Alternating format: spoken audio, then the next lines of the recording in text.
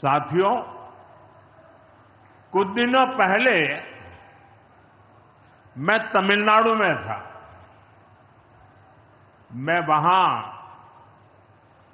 1000 साल पुराने एक ऐतिहासिक मंदिर गया था, गंगईकोंडा चोलापुरम मंदिर। ये मंदिर देश की शैव परंपरा का एक प्राचीन केंद्र है। ये मंदिर हमारे देश के महान और प्रसिद्ध महान राजा राजेंद्र चोल ने बनवाया था। राजेंद्र चोल ने उत्तर भारत से गंगा जल मंगवाकर उत्तर को दक्षिण से जोड़ा था। 1000 साल पहले अपनी शिव भक्ति और शैव परंपरा के जरिए राजेंद्र चोल ने एक भारत श्रेष्ठ भारत का उद्घोष किया। आज काशी तमिल संगमम जैसे प्रयासों के जरिए हम उसे आगे बढ़ाने का एक नम्र प्रयास कर रहे हैं। और मैं जब अभी गंगईकोंडा चोलापुरम गया तो मेरे लिए बहुत संतोष की बात है कि 1000 साल बाद आपके आशीर्वाद से मैं भी गंगा जल लेकर वहां गया था। मां गंगा के आशीर्वाद से बहुत ही पवित्र माहौल में वहां पूजा संपन्न हुई। गंगा जल से वहां जलाभिषेक करने का सौभाग्य प्राप्त हुआ। साथियों, जीवन में ऐसे अवसर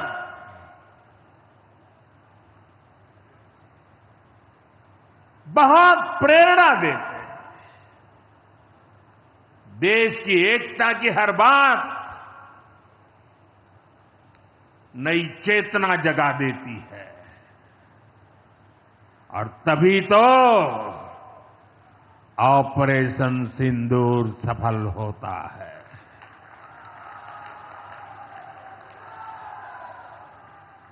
एक 140 करोड़ देशवासियों की एकता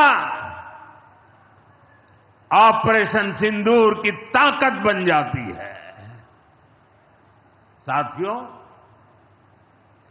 ऑपरेशन सिंदूर जवानों के पराक्रम का वो पल और आज किसानों को प्रणाम करने का अवसर। आज यहां एक विराट किसान उत्सव का आयोजन हो रहा है। देश के 10 करोड़ किसान भाइयों बहनों के खातों में 21,000 करोड़ रुपए पीएम किसान सम्मान निधि के रूप में भेजे गए हैं। और जब काशी से धन जाता है ना, वो तो अपने आप प्रसाद बन जाता है।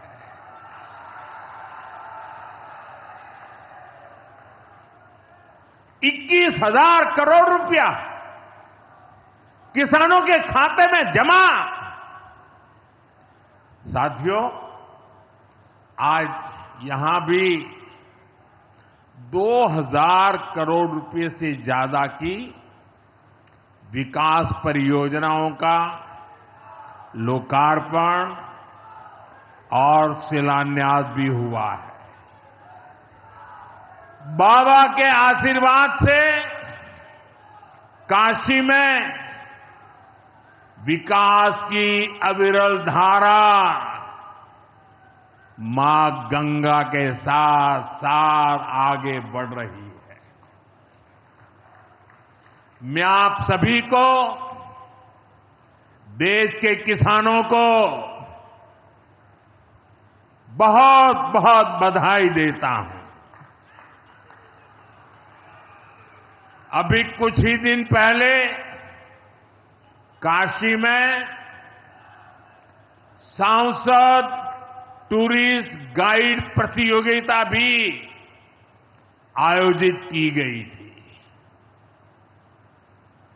यानी स्पर्धा के द्वारा स्किल डेवलपमेंट,